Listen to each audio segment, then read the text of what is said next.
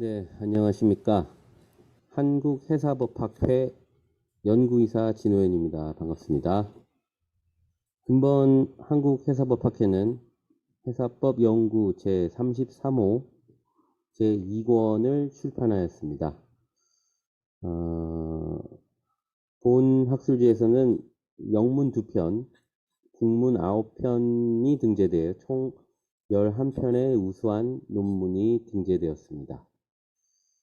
이번 호에 등재된 논문을 소개하는 자리를 갖도록 하겠습니다. 페이지와 관계없이 한국연구재단에 검색된 순서대로 소개를 하도록 하겠습니다. 예, 첫 번째 논문입니다. 영어 논문이네요. 예, 제목이 A Study on State Duty under UNGPS Ensuring Human Rights in the Ship Recycling Industry. 선박 재활용, 그죠? 선박 재활용 산업의 인권을 보장하는 UNGPS에 따른 국가 의무에 관한 연구, 뭐 이렇게 볼 수 있겠습니다. 저자는 한국해양수산개발원의 민영훈 박사님과 한국해양대학교의 이윤철 교수님께서 작성을 해 주셨습니다. 2011년 인권과 기업에 관한 UN 지침, United Nations Guiding Principle on Business and Human Rights, 줄여서 UNGPS 이렇게 부르네요.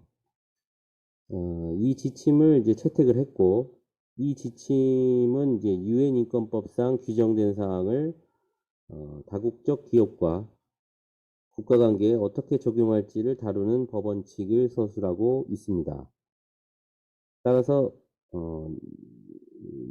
남아시아에서 실시되고 있는 대형선의 선박 재활용이 대다수 다국적 해운기업의 요청에 따라 시작된다는 점에서, 또 그 안에서 인권 침해가 있다는 점에서 착안하여 이러한 해운기업을 규제하기 위한 UN 인권법상의 국가 의무가 어떤 것인지 이 논문에서는 분석을 하였고, 그리고 이러한 국가의 의무를 선박 재활용과 관련하여 어떻게 적용할 수 있을 것인지 이 논문에서는 살펴보았습니다. 네, 다음 논문은요, 코로나19로 인한 자가격리 선언의 법적 지위에 관한 연구입니다. 이 논문은 한국해양수산연수원의 남화정 교관과 한국해양대학교의 김진권 교수님께서 작성해 주셨고요. 코로나19 팬데믹 상황은 사실 그 이전에는 없던 상황이라 이런 코로나19로 인해서 이제 해외로 나가거나 혹은 들어오는 선원에 대해서 자가격리를 실시하게 되는데, 그러한 자가격리 기간 동안에 그럼 선원의 법적 지위는 어떠한가? 이 사람을 송환자로 보아야 하는가? 유급 휴가자로 보아야 하는가? 혹은 예비원으로 보아야 하는가? 이렇게 다각도로 이제 분석을 해보았고, 이렇게 분석을 한 결과가 있어야 결국 어떤 보상금이라든지 그 선언의 어떤 권리가 형성이 되기 때문에 의미가 있는 논문이라고 생각이 됩니다. 다음으로는 오세아니아 지역 국가의 헌법상 해양 관할권 규정이라는 논문으로 한국해양대학교 한병호 교수님께서 작성해 주셨습니다. 이 논문은 성문 헌법이 없는 뉴질랜드를 제외한 오세아니아 지역 13개국의 헌법에서 해양 관할권이 어떻게 규율되는가를 분석하였습니다. 먼저 연안국의 해양 관할권의 전체가 되는 영토와 관련하여 헌법상 영토 조항을 분석한 결과 영토의 범위나 경계를 직접적으로 또는 적극적으로 규율하는 영토 조항을 두고 있는 국가가 10개국, 이에 비해서 하나 이상의 해양 관할권 개념을 헌법에서 언급하는 국가는 5개국에 불과하였다고 합니다. 또한 영해는 4개국, 대륙공은 3개국, 배타적 경제 수역은 1개국, 내수는 5개국, 군도는 3개국의 헌법에서 언급되고 있었으며 접속 수역은 전혀 언급되지 않았다고 합니다. 이러한 연구 결과가 이러한 세계 각국의 비교 연구를 거쳐서 해양과 관련된 한국 헌법의 개정 논의에도 시사점을 제공할 것으로 기대가 됩니다. 굉장히 재미있을 것 같은 논문입니다. 그 다음은 제목이 좀 깁니다. 좁은 수로의 항법 적용에 관한 한국, 영국 법원 판결의 논증 구조 비교 평석. 부제로는 알렉산드라 1호와 에버스마트호 케이스, 영국의 판결인 것 같습니다. 그 다음에 한림페리 9호와 민호호 충돌 사건을 중심으로를 다룬 논증 구조. 그러니까 이제 판결의 결과가 나온 그 논증의 구조 자체를 비교한 논문입니다. 이런 논문은 이제 흔치 않은 논문인데, 이 논문은 대한민국 그 해군에서 근무하고 있는 해군 대위인데요. 이상해 대위와 그 다음에 한국해양대학교의 이윤철 교수님께서 작성을 해주셨고요. 좁은 수로 항법 같은 경우에는 이제 좁은 수로를 진입하는 선박과 그 다음에 좁은 수로를 통과하는 이제 교차하는 횡단하는 선박, 뭐 이러한 선박들 상호 간의 어떤 갈등 구조, 그 다음에 충돌 사고로 이어지는 사건으로 이어지는 이러한 상황이 있는데요. 이럴 때 이제 좁은 수로의 항법이 어떻게 적용될 것인가 하는 문제가 있습니다. 그것과 관련해서 영국 법원의 판결과 우리나라 대전 고등법원의 판결을 비교하였고요.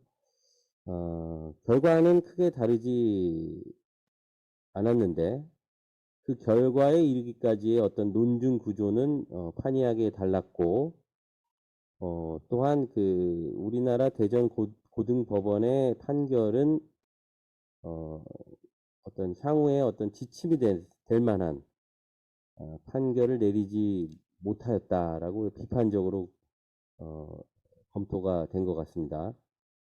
그래서 이제 그런 논증 구조에 대한 부분을 심층적으로 분석한 논문입니다.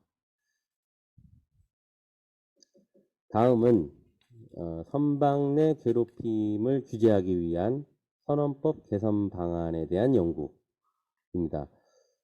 이 논문은 그 한국해양수산연수원의 두현욱 교수님께서 작성을 해주셨고요. 선내 괴롭힘 문제는 사실 그 어제 오늘의 문제가 아닌데 이 선내 괴롭힘과 관련된 국제 기준, 직장 내 괴롭힘을 규제하는 국제 기준을 검토하였고요. 그 다음에 이제 선박 내 괴롭힘을 규제하는 국내법으로는 뭐가 있을지 살펴보았고,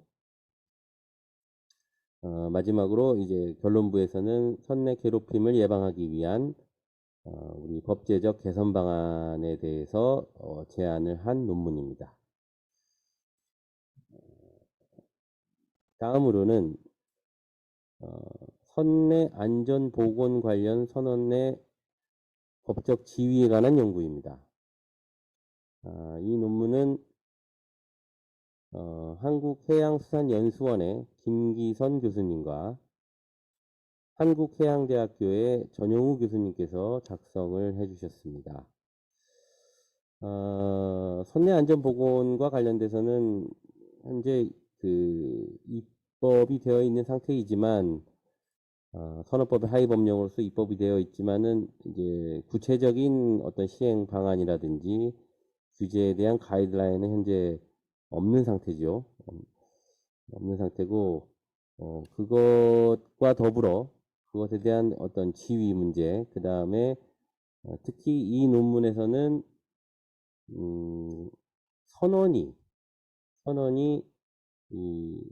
그 선내 안전 보건과 관련돼서 어떠한 의무와 권리를 갖는지를 주로 다루었습니다. 그래서 첫 번째, 선원의 공법상 권리 및 사법상 권리를 부여할 수 있도록 선내 안전 보건 기준을 제정해야 한다는 점을 지적하였고, 두 번째로는 선원의 제3자에 대한 배려, 위험에 대한 보고 의무, 주의 의무 등 선원의 의무 확대가 요구된다라는 점을 제안하였습니다.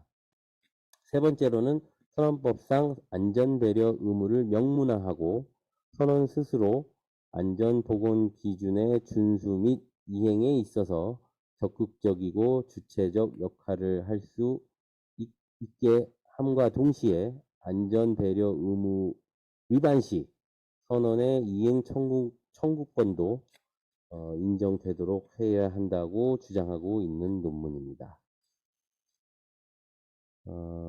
중대재해처벌법을 앞두고 굉장히 시사점이 있는 논문 같은데요. 한번 읽어보시면 좋을 것 같습니다. 다음으로는 역시 또 영어 논문이네요.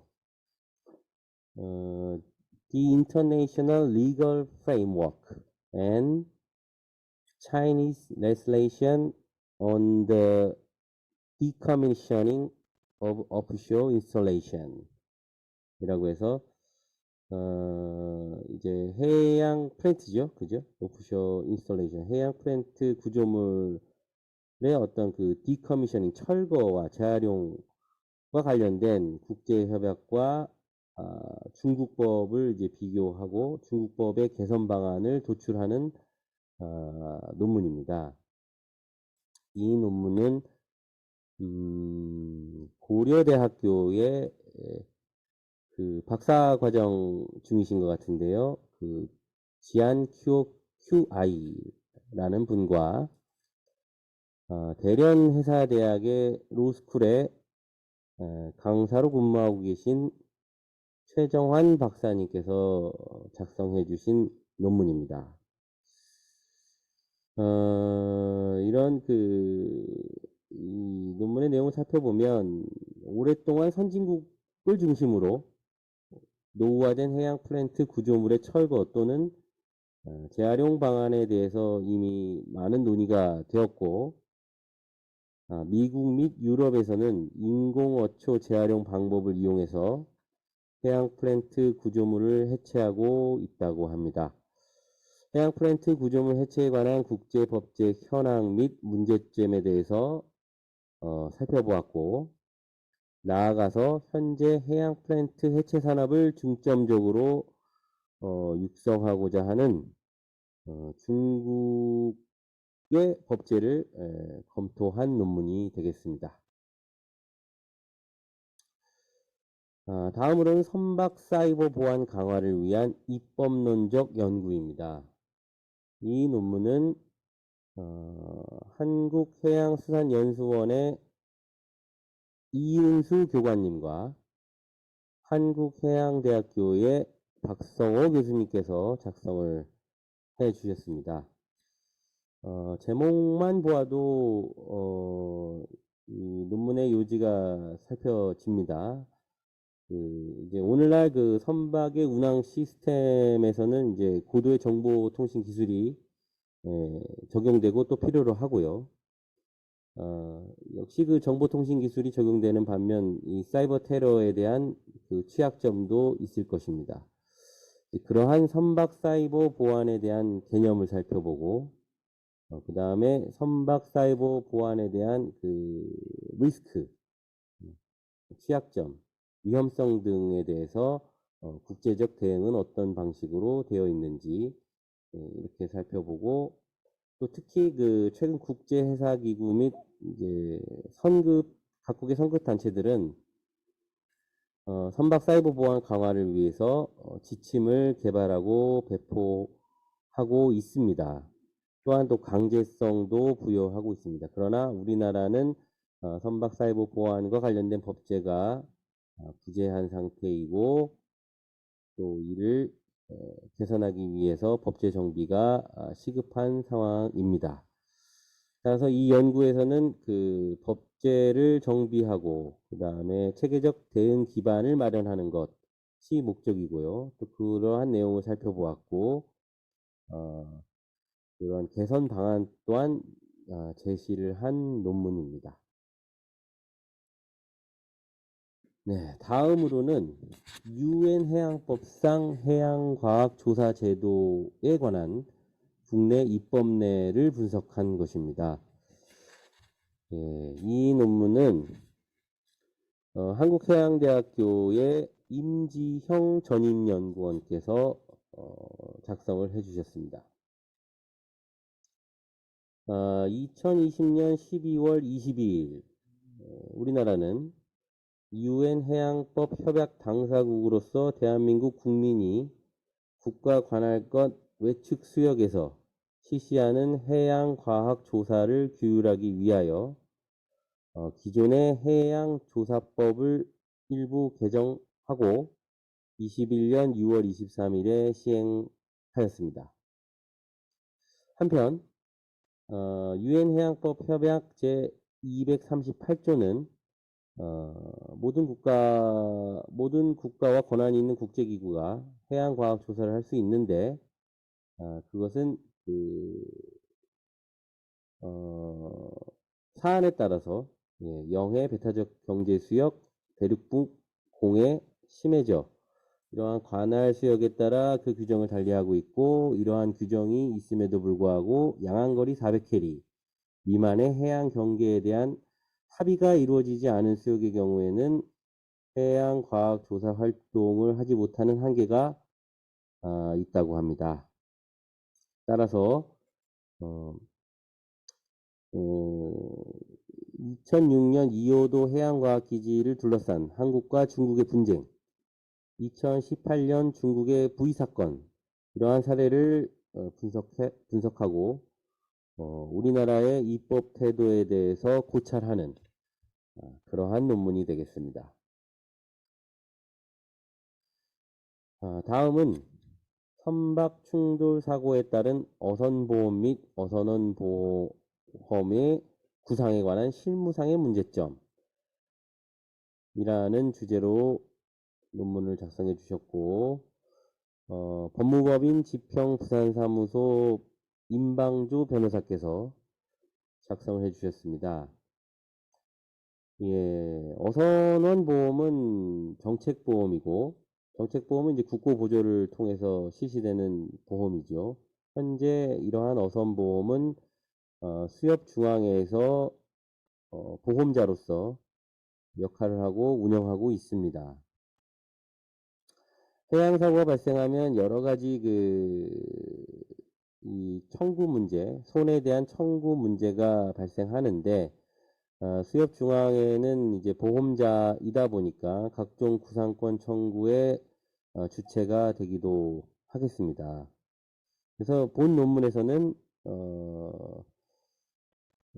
예를 들어서 이제 그 불가동 손실에 대한 현재 그 수협중앙회에서 운영하는 부분이 이 부분이 이제 누락이 되는 모양인데, 선박의 불가동 손실 보상 범위를 포함하지 않는 어선보험의 충돌 배상 약관과 모순되는 문제를 다루었고, 또한 그 피보험자와의 관계에서 상법 제682조 제1항 단서에 따른 보험자 대의권 행사 범위 제한에 관한 문제, 뭐 이런 것들을 주로 살펴보았습니다.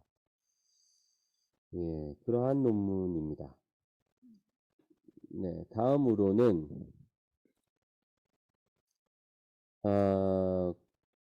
공익사업 시행지구 밖의 어업 손실 보상에 관한 연구, 공익사업을 위한 토지 등의 취득 및 보상에 관한 법률 시행규칙 제63조의 해석을 중심으로 라는 논문입니다. 이 논문은 한국해양대학교의 전상구 교수님께서 작성을 해주셨고요.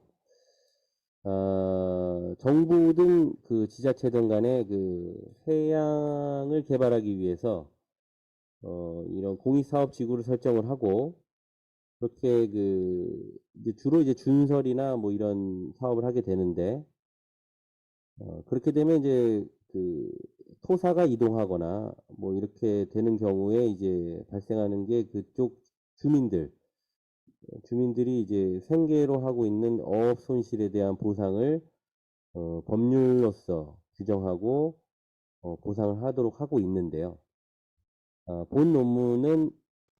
이 논문은 공익사업 지구 밖의 어떤 어업 손실에 대해서도 어떠한 방식으로 보상을 하여야 하는가, 보상이 필요한지, 그다음에 보상이 필요하다면 어떠한 방식으로 하여야 하는지 등을 이제 살펴본 논문입니다. 그래서 총 3가지 큰 꼭지별로 정리를 하였는데, 첫 번째는 그 공익사업 시행지구 밖의 어업 손실 보상에 관한 법적 근거에 대해서 살펴보았고, 두 번째로는 이제 보상 요건과 관련돼서 그 해석상의 문제를 검토하였고요. 특히 실제 피해액 확인은 보상 요건의 문제가 아니라 보상 내용의 문제로 봐야 한다라는 결론이 도출된 것으로 보입니다. 그 다음에 세 번째, 보상 방법과 관련돼서는 2가지 측면에서 검토가 됐는데, 보상 절차와 보상 내용에 관해서 검토가 되었고, 보상 절차와 관련돼서는 재결을 거쳐야 되고, 보상 내용과 관련돼서는 취소 보상액을 초과하지 않는 한도 내에서 실제 피해액을 보상받는 것이다 라고 결론을 지었습니다. 네, 이상으로 한국회사법학회 회사법 연구 제33권 2호에 실린 논문 총 11편에 대해서 소개를 마치도록 하겠습니다. 감사합니다.